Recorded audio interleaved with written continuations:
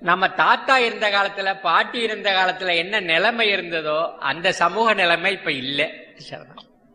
அந்த இயற்கை நிலையும் இப்ப இல்லை. ஆகையினால அதே நிலைக்கு நம்ம போக முடியாது.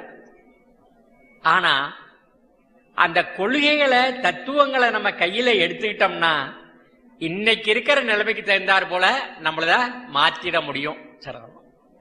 அப்பதான் நம்ம என்ன யோசிக்க வேண்டியிருக்குது, இந்த அறிவையும் ஆன்மீகத்தையும் எப்படி இணைக்க முடியும்னு நம்ம யோசிக்க வேண்டியிருக்கிறது.